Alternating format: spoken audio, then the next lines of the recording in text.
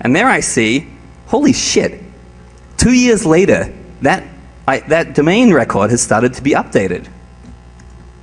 What the fuck? So quickly NS look up the IP, and pretty interesting. My machine that was stolen in Boston now seems to be on a Cox.net dial-up in Las Vegas.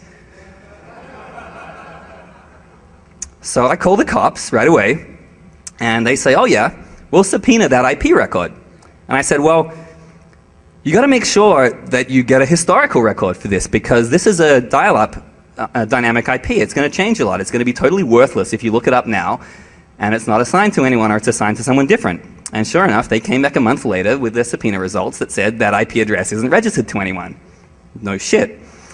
But I wasn't staying idle in the meantime, waiting for them. First thing I did, of course, was ping it and see if it was up, but it wasn't. So, you know, it's a dial-up, it's not always online, so let's do that thing a whole shitload all the time and wait for it to come back. And sooner or later, it did come back. Let's see if we can still SSH into that box. Fuck yeah.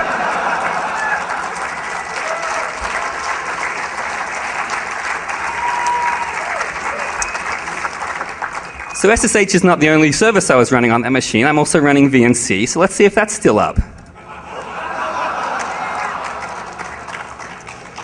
So my machine, I can still SSH to it, I can still VNC to it. The machine has not been reformatted or locked down, but he did at least go to the trouble of changing my desktop background. I'll give him that. Now this is a Macintosh, so we can enter things on the command line that make it do things. Like text-to-speech that comes out of the built-in speaker with no apparent window or source. I am gonna get you, motherfucker.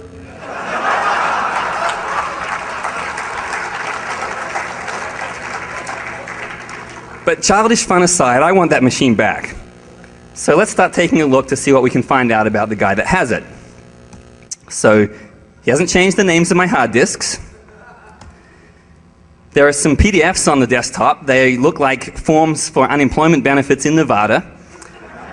It turns out they are unemployment forms in Nevada, but they're not filled in electronically. They've just been downloaded and probably printed out, so that's a dead end.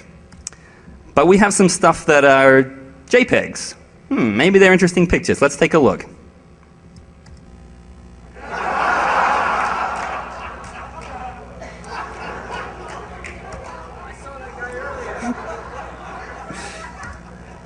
So now, either whoever has this computer is really into saving photos from diamond earring wearing douchebags.com,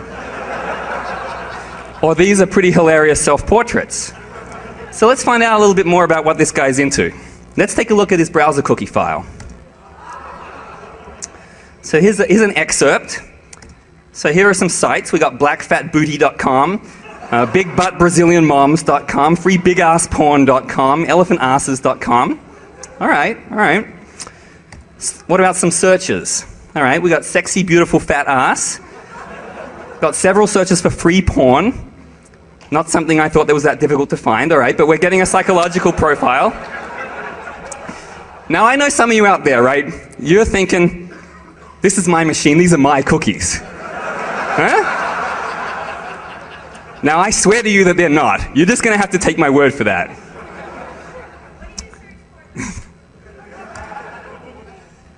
We got some location information in these cookies.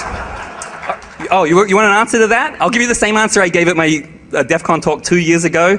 ASCII goatsy.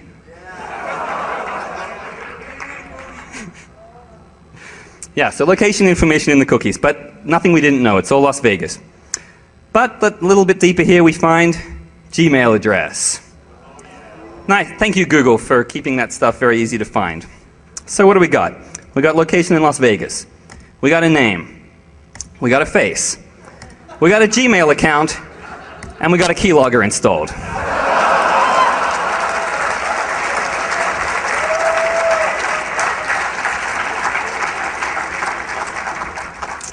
So at this point I got sweaty palms. I'm like, oh, can't wait for this machine to come back online, because it goes offline typically 8 or 10 hours after it comes online.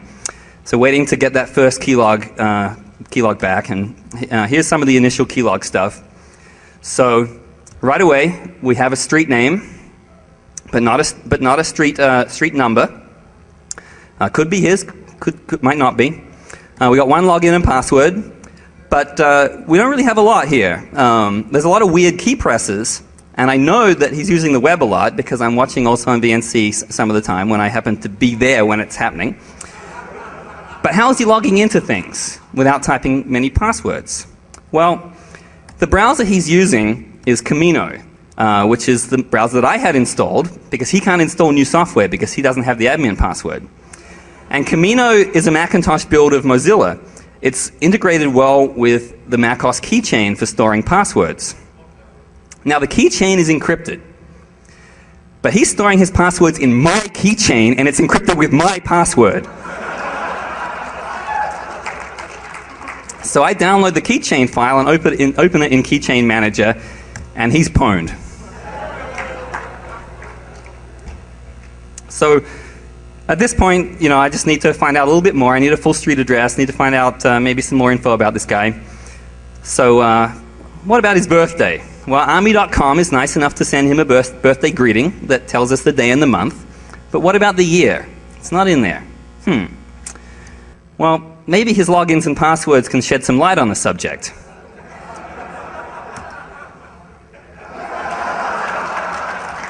You think maybe he was born in 1985? Well, eBay tells us that he was. But, this guy's not using the same password for everything. Like, I don't want to completely denounce his password behavior. He does mix it up a bit. We've got some twiddling on the numeric keypad going on for some of these.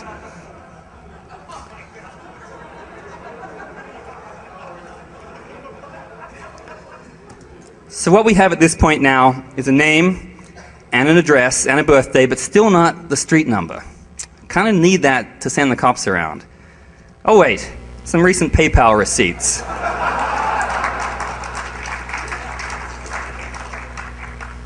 And I don't want to send the police on a wild goose chase. I need some confirmation here. So I happened to be watching one day, and I'm watching him log into his credit card account over VNC.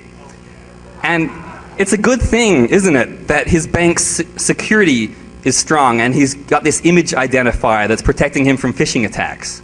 Doesn't that make us all feel warm and fuzzy? But there we go, logged in, there's the address.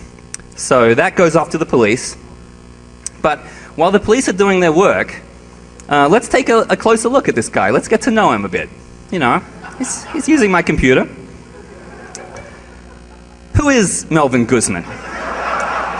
Well, Melvin Guzman is the kind of person who spells his own name wrong on his Facebook page.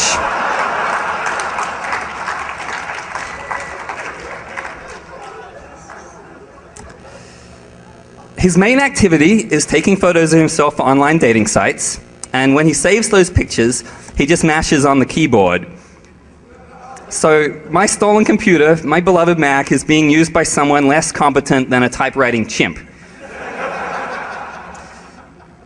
But maybe if he stole an infinite number of computers, we might figure out if the complete works of Shakespeare could fit in a Mac OS X file name. But thanks to his self-portrait obsession, I hereby present the many sexy faces of Melvin Guzman.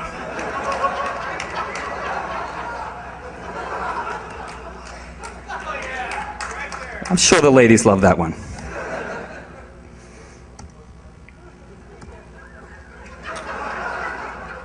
The profile seems to be very important.